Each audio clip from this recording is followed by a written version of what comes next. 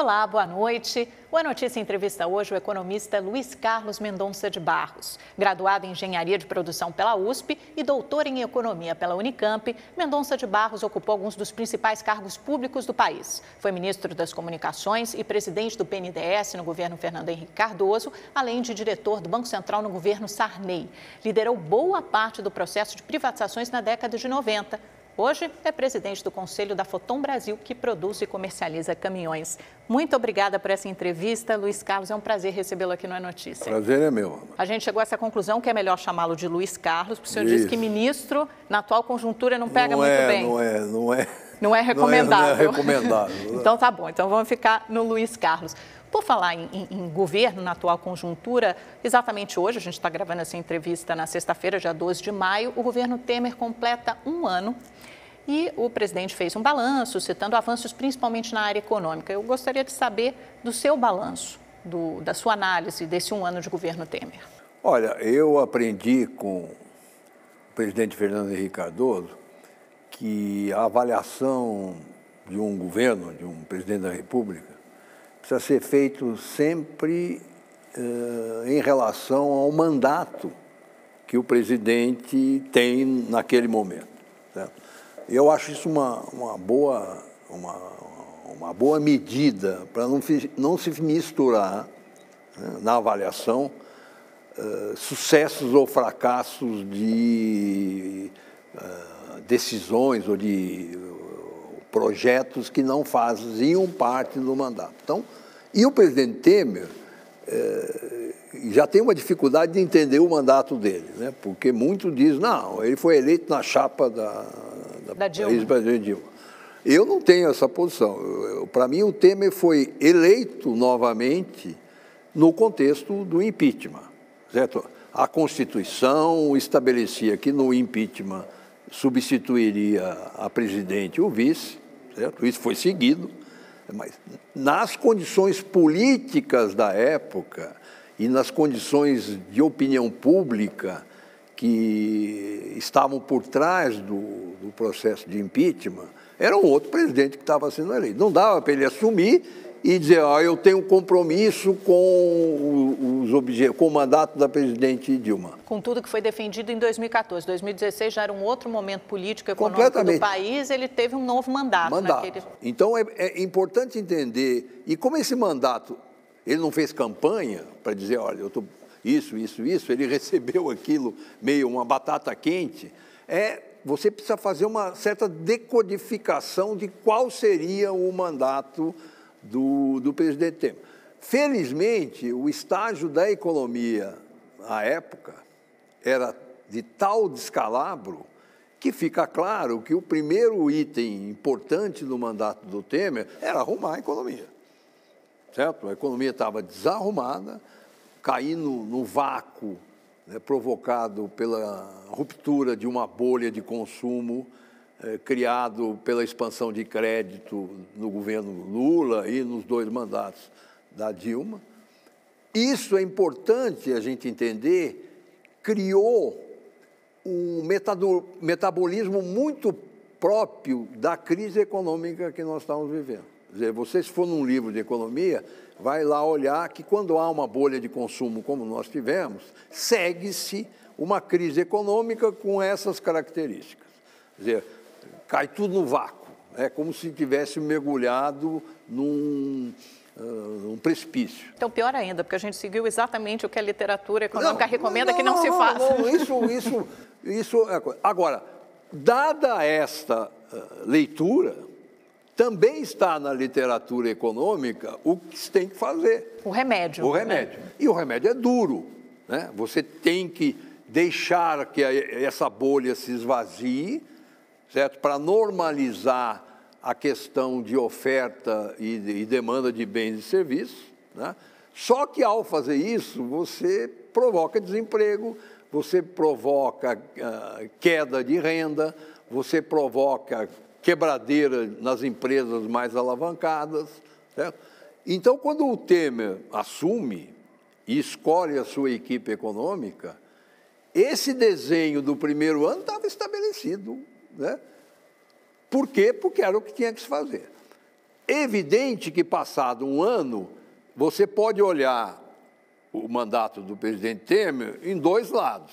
Pode olhar do lado negativo e dizer, olha, isso que está acontecendo com emprego, renda, crescimento econômico, faz parte da terapia econômica necessária para tirar o Brasil do precipício.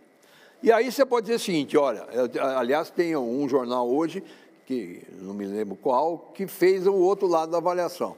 Eu posso dizer o seguinte, mas olha, como resultado dessa política que continua criando esse constrangimento para a população, olha o que aconteceu. E todos os sinais de expectativa dos agentes econômicos, certo? São extraordinários. A Bolsa subiu 70%, o dólar caiu 15%, o risco Brasil caiu 80%, certo? Só que esses dois decks de dados afetam diferentemente a sociedade. Esse deck afeta positivamente os investidores, os empresários. Quer dizer, uma certa elite econômica. É uma elite econômica, certo? Enquanto que o povão mesmo continua afetado por isso. Então, dizer que ele tem 71% de rejeição ou de má avaliação da sociedade não me choca, porque é isto aqui que se esperaria desse primeiro ano do mandato dele. Então, a gente tem que olhar mais para frente, tem né? Que olhar, porque talvez... Nós temos que olhar agora para o segundo ano do mandato dele, certo? Mas, por isso que eu acho, na minha opinião, o presidente teve um sucesso extraordinário, com uma vantagem, além de lidar com o curto prazo, né? A inflação hoje é a mais baixa em 50 anos, certo? Se você pegar a inflação dos últimos 6 meses, ela é 2%. Certo? Os salários reais, por conta da inflação mais baixa do que a correção que se aplica todo ano, começaram a crescer, mas são movimentos tênues que não afetam a expectativa da sociedade majoritária. Mas, certamente, para quem consegue enxergar para o segundo ano, eu posso te garantir que, quando se fizer essa mesma medida de popularidade do Temer, em maio do ano que vem, vai ser completamente diferente. E é interessante, porque eu acho que é exatamente com essa perspectiva que o governo Temer trabalha, né? Por mais que ele diga que seja um governo reformista, que não está preocupado com popularidade, não está preocupado agora, mas provavelmente quando fizer esse novo balanço daqui a mais um ano, no segundo ano de governo, talvez tenha uma outra história para contar. E o que esperar, então, do segundo ano, Luiz Carlos, já que o senhor mesmo mencionou isso, o que a gente pode esperar do segundo ano do governo Temer? Não, o segundo ano do governo Temer, de certa forma, vai começar e terminar com a votação da reforma trabalhista e da Previdência. Por quê? Porque o que o governo Temer fez primeiro ano, ele gastou para resolver a queda no vácuo. Tem um economista italiano, como todo italiano, tem uma forma mais engraçada de ver as coisas. E ele diz o seguinte, a queda no vácuo de uma economia na condição que tem a brasileira hoje, da ruptura de uma bolha de consumo, é como um helicóptero, né, que está a 8.000 metros de altura, né, e tem que decolar. O piloto sabe que a 8.000 metros de altura ele não consegue se sustentar, então vai cair no vácuo. Mas ele sabe também que a 4.000 metros de altura o ar já não é tão rarefeito e o helicóptero funcionando estabiliza. Vai dar uma sustentação. Agora você imagina, precisa ter coragem. O coração vem na boca. Não, precisa ter coragem. Não, eu vi isso num filme, chama Everest, tem essa sensação. Verdade, esse filme mas é você tem que falar, precisa ter muita confiança. Quer dizer, na teoria, no caso... Porque a gente se joga no abismo, se joga né, no em certa abismo. medida. E o Temer se jogou no abismo. Quando ele assume a presidência, naquele momento, sai do helicóptero que estava caindo no abismo a presidente, entra ele E o Meirelles, que era o piloto, falou o seguinte, olha, nós só vamos ter alguma sustentação daqui a um ano. Foi isso que deve ter falado. Até lá a gente vai cair. O Meirelles é um bom piloto de helicóptero no vácuo. E foi o que aconteceu. Só que o Temer sabia que para o segundo ano, certo, seria necessário uma outra forma de pilotar o helicóptero. E ele fez isso de uma forma inteligente. As reformas nada mais são do que criar alguma sustentação no segundo ano do mandato dele. Em que sentido? Se passa, já passou uma que foi o teto do gasto, se passar a trabalhista e a previdenciária, quer dizer, esta elite econômica, certo? Estará preparada para voltar a investir, voltar a acreditar no país. Né? E mais do que isso, tem um outro efeito interessante, que essa, aliás, é uma das poucas vantagens de um economista com a minha idade aqui, que é ter falado com muita gente, ter ouvido muita gente, ter testado muita coisa. E tem um economista também da minha geração, que é o Zé Pastore, que é o melhor economista de mercado de trabalho que existe no Brasil. É uma referência. Ah, referência.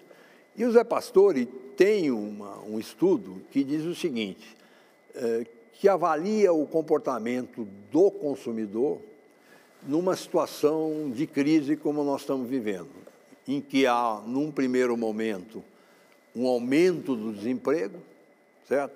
Esse aumento do desemprego afeta mesmo a quem não está desempregado, mas ele tem um irmão, um primo, um amigo que perdeu o emprego e aí a gente fica sem renda, certo? Então, mesmo ele trabalhando, certo? Ele começa a se comportar como se desempregado tivesse. Ele é contaminado por aquele ambiente negativo. O Zé Pastore chama isso de a síndrome do empregado desempregado. Exatamente. Certo? Porque ele está com medo de perder o emprego.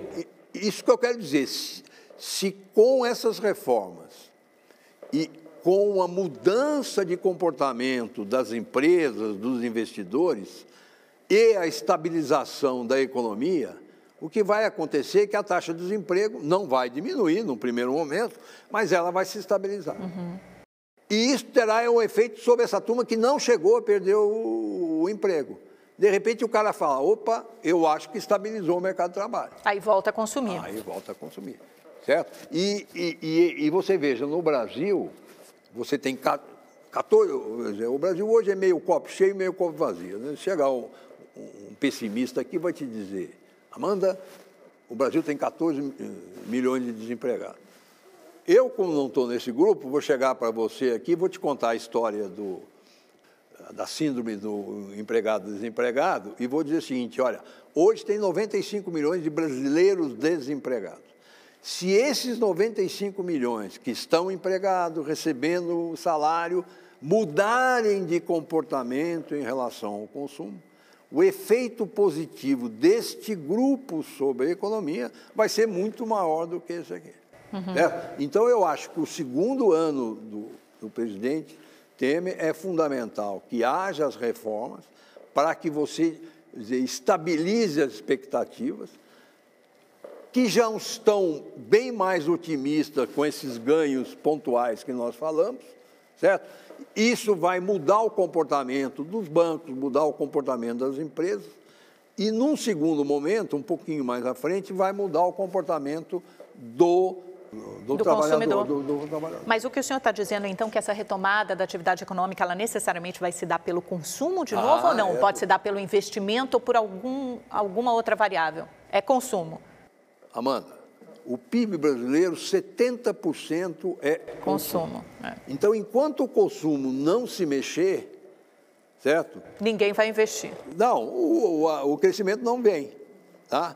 O que tem é que... E depois, seguinte, a indústria, pelo menos, principalmente, e eu falo isso porque hoje eu estou envolvido nessa história, quer dizer, tem uma capacidade ociosa monstruosa gerada pela bolha.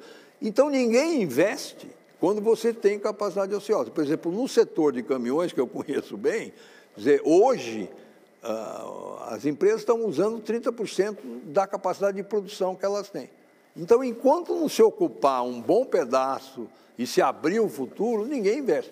Então, a recuperação econômica nossa vai vir. Pelo lado da agricultura, que para eles não tem helicóptero caindo de jeito nenhum, pelo contrário. A safra é recorde, né? Certo? A indústria de exportação, porque com o ajuste da taxa de câmbio e a demanda fora melhorando, esse pessoal está exportando bastante. O crescimento de exportação de automóveis e caminhões para a Argentina é impressionante, é 70% sobre o ano passado. Mas, somado tudo isso, é relativamente pouco, perto dos 70% do consumo. Então, o segredo da recuperação estará, e o Meirelles e o presidente Temer sabem disso, em construir o tijolo das reformas, para consolidar e espalhar um pouco mais à frente essa mudança de expectativa dos empresários e dos investidores. Segundo, precisa que estabilize o desemprego, não é que reduza o desemprego, para permitir que esse pessoal que está empregado, através deles, e você sabe que o brasileiro, se passar 2 dias das mães sem comprar um presente, ele entra em crise. É verdade, entra em depressão não é a economia ele. E aí você terá, mais para o fim do ano, né, aí uma retomada mais clara da economia. Entendi. E pode se cair, de alguma forma, na mesma armadilha, de novo, que se caiu durante os governos do PT, que a gente teve essa bolha do consumo a qual o senhor se referiu no começo da entrevista?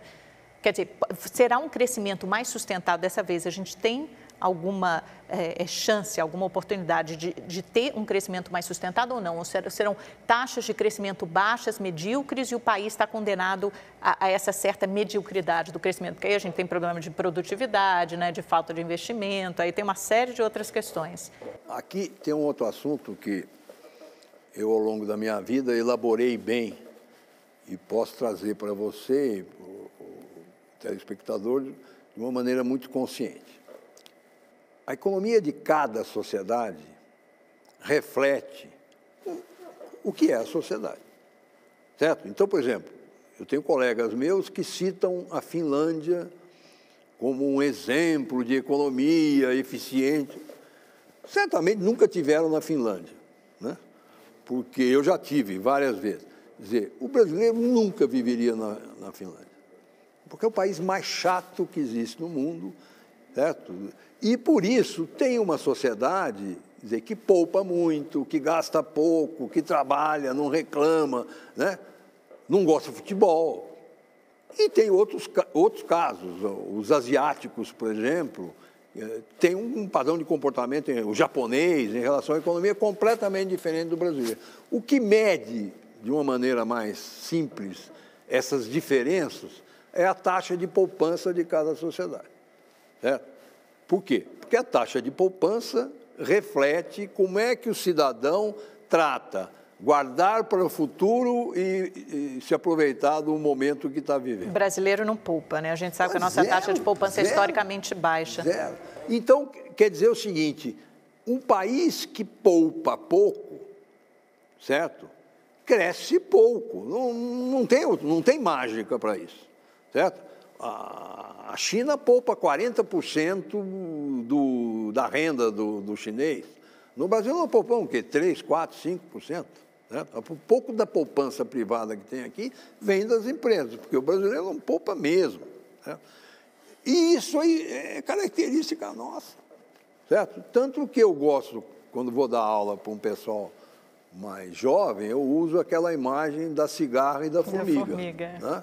O brasileiro é cigarra, certo? O finlandês é formiga, certo? Agora, são características históricas, sociais, aí é um outro grupo de intelectual que vai estudar por que o Brasil... Mas o brasileiro é assim. Então, a economia brasileira, mesmo organizada, mesmo sem bolha de crédito, ela cresce 3% ao ano, não cresce mais. E se a gente tiver 3% ao ano, tem que se dar por satisfeito, estamos no lucro. E o senhor imagina isso para a próxima década, mesmo se todas as reformas forem feitas? Se você olhar 40%, 40 anos para trás, é 3% de crescimento. O que o PT quis fazer, certo? Foi, e fez durante um certo período, por causa das commodities, o ganho de... Metabolizou, né? Teve esse... Ele foi e cresceu 5, 5,5%, certo? Só que cresceu 5, 5,5%. Depois caiu. Usando drogas artificiais. E você sabe, todo sujeito que se estimula tomando algum remédio, quando o remédio passa o efeito, o cara capota. Foi o que aconteceu com a nossa economia. Então, olhando para os próximos 20 anos, considerando, vamos supor que toda essa confusão com o PT tem um efeito extraordinário, que é nunca mais ninguém vai tentar fazer o que eles fizeram no período dele. Certo? E que nós teremos, de novo, governos do tipo do Fernando Henrique Cardoso, com responsabilidade fiscal. Nós vamos crescer 3%. Então, agora. No melhor cenário, a gente vai crescer 3% na média. Não cresce mais que isso. Certo? E, agora, essa é uma escolha da sociedade. Certo? É uma mentalidade, é uma cultura. Né? É uma escolha da sociedade, você não vai mudar. Por isso que estou dizendo,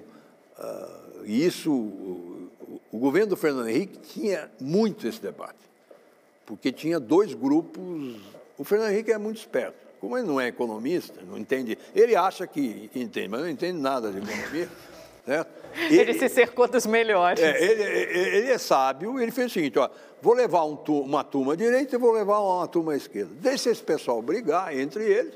Por quê? Porque aí eu vejo o argumento de cada um e eu escolho. Tem essas visões antagônicas, fica muito claro no livro dele, é uma delícia de ler. Ele explorou isso com sabedoria. Muito, com sabedoria. No governo do Temer, ele não conseguiu construir isso. A equipe econômica dele é pensa toda de um jeito, uma nota só. Uhum. E isso é que está criando alguns problemas com taxa de juros e outras coisas. Alguns ruídos. Vamos falar do presidente do BNDES, no governo Fernando Henrique Cardoso, ministro das Comunicações também. Era mais fácil naquela época ou não? Não. A experiência de governo é uma experiência que não é qualquer um que aguenta. Né? A grande vantagem é que a crise econômica daquela época, que de certo não era, é difícil dizer se é mais grave ou menos grave. Porque vocês vinham de uma época de hiperinflação também, era igualmente grave, talvez. Teve um começo fácil, porque o presidente Fernando Henrique fez uma aposta perigosa no Plano Real. Exato. Perigosa em que sentido? Era uma coisa nova, nunca tinha sido feita. Né? Evidente que também não foi um coelho que se tirou da cartola. Quer dizer, os economistas de várias escolas aqui no Brasil vinham debatendo aí para a inflação brasileira há 15 anos. Eu, quando estive no Banco Central, em 86, nós tivemos o primeiro programa anti-inflacionário, que foi o Plano Cruzado. Foi um desastre. Né? Mas teve uma grande vantagem. Mostrou onde é que estavam os grandes erros. O Plano Real era o plano cruzado revisado por gente competente, mas sempre tinha uma questão muito difícil que o economista não pode responder, é como é que a sociedade reagiria a uma moeda nova como foi a URV naquela época. Isso o economista não sabe responder. Quem respondeu foi o Fernando Henrique, certo? O grande mérito do Fernando Henrique, e o que explica a sua carreira como presidente, ou a sua eleição como presidente da República, foi esse entendimento que ele teve da sociedade.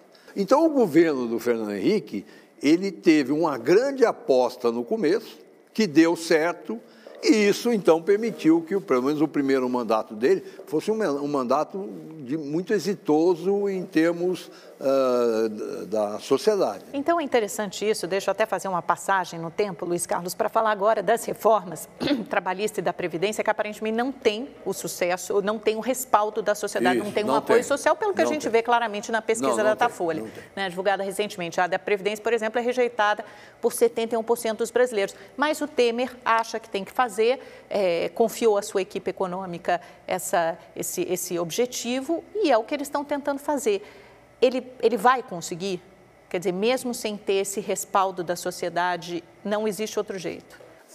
Por isso que eu dei o exemplo do Fernando Henrique. O Fernando Henrique, quando fez o Plano Real, ele tinha o respaldo da sociedade. O Temer não tem. Não tem. Tem do Agora, Congresso, né? Ter o respaldo da sociedade para algo novo, normalmente você não consegue isso.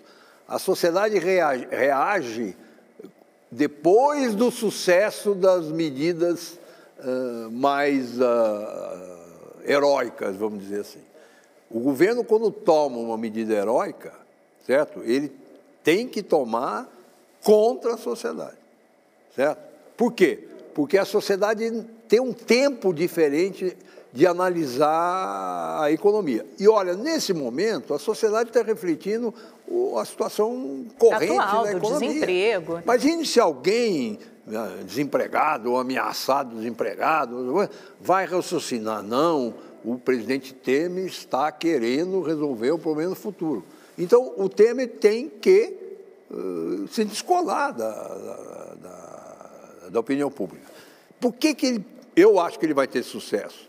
Porque toda essa crise política que nós estamos vivendo, Lava Jato, descolou a sociedade do Congresso, certo? Então, o Congresso está mais ou menos isolado, certo? E, portanto, vai depender de uma articulação ali dentro e da leitura que os congressistas vão fazer sobre 2018. Agora, Luiz Carlos, tudo bem, a reforma da Previdência, todos os economistas, ou a maioria dos economistas concorda que é necessário. Então, para a gente descolar um pouco dessa discussão, o presidente já fez uma série de recursos, o texto inicial era bastante duro, mas ainda tem talvez algumas coisas que possam ser consideradas como maldades para o trabalhador. Por exemplo, 25 anos de contribuição necessária. Na realidade brasileira, no mercado de trabalho como do Brasil, 40% do mercado é informal, né? Você tem momentos de desemprego. Não é muito difícil comprovar 25 anos de contribuição para a Previdência? Talvez algo escalonado não fosse uma solução melhor? Amanda, olha, a minha carreira e a minha vivência encheram meu cérebro de problemas, de soluções. Não cabe a Previdência dentro da minha cabeça. Então, não é sua especialidade. Eu nem tenho me preocupado em aprofundar. E aí, o que eu faço? Eu tenho algumas referências, certo? Pessoas que o senhor consulta, lê. E me parece uma coisa que tem alguns efeitos sobre a população, desde que você considere que a Previdência tem uma capacidade financeira perene. E não é isso. O problema é o seguinte, não dá para caber todos os brasileiros com todas as coisas corretas dentro da Previdência. Nós vamos ter que fazer um jogo de tira um pedaço, tira um pedaço, tira um pedaço. Se esse jogo está justo ou não, é uma coisa difícil de dizer agora. O que eu tenho certeza, né, e aí está dentro da minha cabeça, é que uma reforma como a Previdência vai ser feita em 2 etapas. Não existe, como é o Plano Real, não existe uma bala de prata para você matar a hiperinflação. É um conjunto de momentos em que cada momento posterior corrige alguma coisa que foi identificada como errada no momento anterior. Então, quer dizer, a reforma agora e daqui a alguns anos uma nova reforma. E é por isso que é muito mais importante você olhar a transição, certo? Por quê? A reforma está dividida em 2 pedaços, claro. Tem uma transição até um certo momento no tempo e tem aquilo que é perene. O perene esquece, que vai ser modificado em algum momento, certo? E o governo fez isso correto. Para que eu vou gastar bala para definir um negócio de 30 anos na frente se vai mudar? Então, um dos especialistas que eu li e que eu gostei muito foi disso. Olha, vamos olhar o perene. Por quê?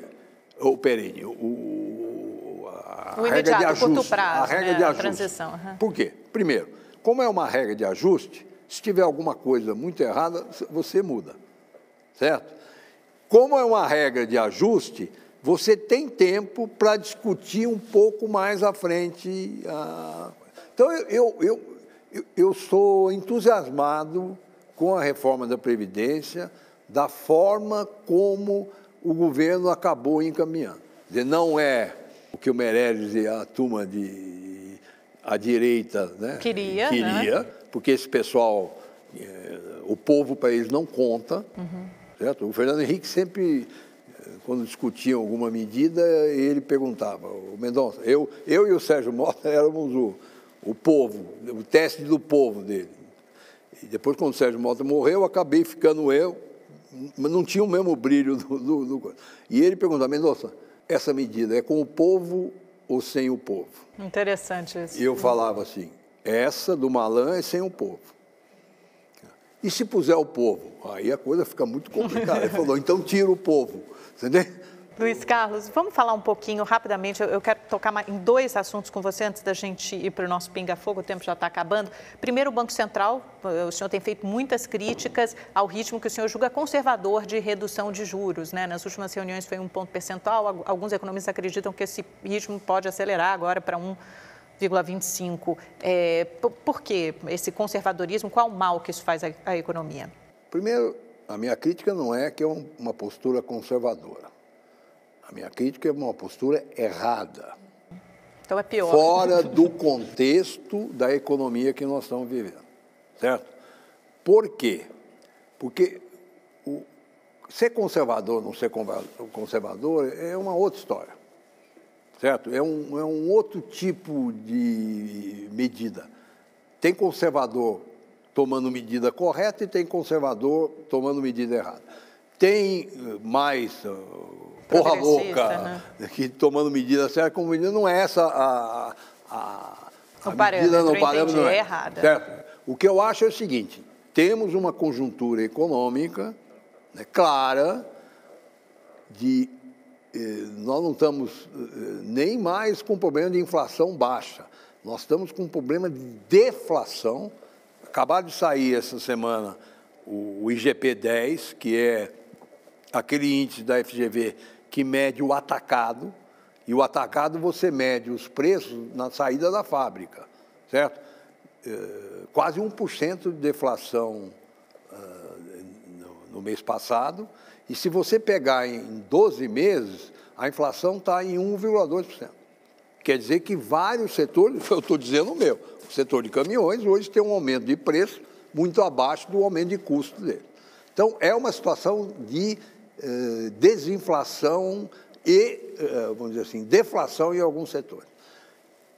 Nesta situação, o manual de economia de qualquer um dos economistas diz o seguinte, o Banco Central tem que agir com uma política monetária que reduza essa deflação e recoloque o mecanismo de preço num nível dentro da meta do Banco Central. Ele não está fazendo isso. Depois tem um outro problema.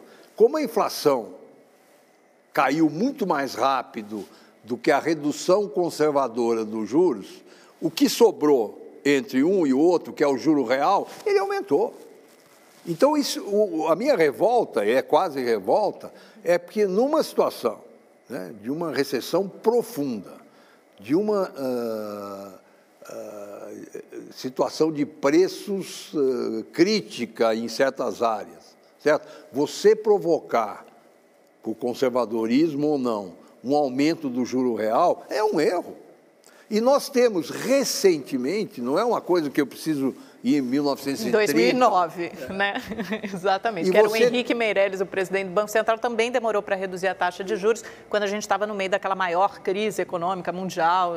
Não, e mais do que isso, você teve os Estados Unidos, o juro americano está em 1%, ainda hoje, certo? Com uma inflação de 2%. E você teve recentemente na Europa, que a Europa o juro foi até mais baixo, tá? Chegou a ficar negativo, e você tem uma recuperação impressionante da economia. Aqui no Brasil, nós temos uma economia caindo no vácuo e um Banco Central que aumenta a taxa de juros. Isso aí não é ser conservador, certo? Nós temos outros adjetivos para qualificar as pessoas que têm esse comportamento que eu prefiro não dizer aqui. Uma rápida palavrinha sua, Luiz Carlos, sobre 2018. Como é que vai ficar o Brasil nessa eleição, talvez ainda no meio desse turbilhão da Lava Jato, porque ninguém imagina que vai ter terminado até lá. Que tipo de líder, que tipo de perfil o senhor acha que tem mais chance de se eleger no ano que vem? Olha, eu tenho essa tese já há algum tempo. A catástrofe do PT, né, vai levar a sociedade mais para o centro-direita. E a gente já está começando a ter alguns sinais. Né? A Lava Jato e tudo que está acontecendo com o Lula vai aprofundar esse sentimento. Né? Porque eu acho que em 2018, o apoio que o Lula e a esquerda terá da sociedade é muito menor do que já tem hoje, que já é muito menor. O Lula tinha 85% de aprovação. Saiu com isso em 2010. Hoje, né? Se você pegar pesquisa de eleição de 2018, ele tem 30%. Que ainda é muito alto se comparar com outros candidatos. Eu acho, e eu falei para você que eu sou daquele economista que não se sente bem se não fizer uma previsão, porque eu então acho pode que fazer, usa essa sua bola nossa de cristal. Função, né? Eu acho que se o Lula for candidato em 2018, ele vai ter menos 20%, vamos dizer. Agora, deixa eu fazer uma pergunta sobre, não é o seu partido, mas é o seu partido, é o partido que o senhor é historicamente ligado, o PSDB, o Fernando Henrique, já ajudou em campanhas do Alckmin. Se eu for forçado a escolher, eu escolho o PSDB, certo? Então é o meu partido. É o seu partido, então tá bom. A candidatura vai cair no colo do Dória, se encaminha para isso ou é cedo para fazer qualquer tipo de previsão? Hoje, dado esse movimento para o centro-direita em termos ideológicos, e de um perfil que não esteja vinculado à Lava Jato e ao político, o Dória é um ativo que caiu no colo do PSDB. Se o senhor tivesse que fazer uma aposta hoje, porque o senhor já disse que não foge das apostas. Eu não faria, hoje não dá para fazer aposta, mas vou dizer assim, é o tipo do perfil que me parece o ano que vem estará, vou dizer assim, numa situação muito favorável, principalmente. E aí é a minha aposta, que a economia, o ano que vem, vai estar crescendo a uma taxa de 3,5%, 4%. Essa combinação de uma frustração com a esquerda, né, com uma recuperação econômica mais clara, certo? Vai levar a um perfil como o perfil do Dória. Luiz Carlos, infelizmente, nosso tempo está uma delícia essa conversa, é uma aula, mas o nosso tempo está chegando ao fim. Vou fazer, então, um pinga-fogo final com você. Sérgio Moro. Me surpreende. Alckmin. Positivamente. Alckmin. Eu acho que o Alckmin vai sofrer por causa dessa contaminação em relação a um político tradicional, e ele é um político tradicional. Aécio Neves. Ele está morto. João Dória. Esse é um nome a se seguir. Mas tem muito tempo, ele é muito novo, pouca experiência, a probabilidade de fazer algum erro meio grave é real. Mas tem estatura para o cargo? Me surpreende também, acho que ele está se saindo melhor do que eu esperava quando ele foi eleito. Marina? Está morta. Jair Bolsonaro? Esse vai criar da mesma maneira como a esquerda tem um espaço até hoje, PDT, PCdoB, ele vai criar um espaço à direita que nunca existiu no Brasil e que faz bem para o equilíbrio político, apesar de todas as ideias dele, me parece um fato positivo aí na recomposição do equilíbrio político no Brasil. Lula? Morto. Dilma? Morto. Fernando Henrique Cardoso? Vivo, mas sabendo se colocar em função da sua figura histórica que representa. E Michel Temer? Sucesso. Luiz Carlos, muito obrigada por essa entrevista, muito bom ter você aqui com a gente no É Notícia e está convidado a voltar sempre que quiser e puder. É um prazer, muito obrigado e espero ter atendido aí as suas expectativas, né? Sempre. Até a próxima, Luiz Carlos. Muito obrigada a você também que nos acompanhou até essa hora. Na semana que vem tem outra notícia com um novo convidado. Eu espero você mais uma vez. Uma excelente noite, uma ótima semana. Até lá. Olá, meu nome é Alex Vargas, eu sou empreendedor digital há quase 10 anos e acabei de criar um guia passo a passo com os 10 passos únicos para você criar o seu negócio de sucesso online. Nele eu te mostro como criar o seu negócio online do absoluto zero, usando não mais que 2 horas do seu dia. Com isso, ter mais tempo livre e conquistar a sua independência financeira, usando um método que já foi testado por mim inúmeras vezes e que funciona sozinho, quase que no piloto automático. Para ter acesso ao guia gratuito, basta clicar nesse botão que está aí do lado do vídeo ou no link aí embaixo na descrição do vídeo. O que você vai encontrar nesse guia gratuito são os passos que você deve aplicar hoje para ter sucesso com o seu negócio online. Mesmo que você esteja começando do absoluto zero e mesmo que você não tenha muito tempo disponível hoje. Para ter acesso ao guia gratuito, basta clicar nesse botão que está aparecendo aí do lado do vídeo ou no link aí embaixo no vídeo na descrição, tá bom?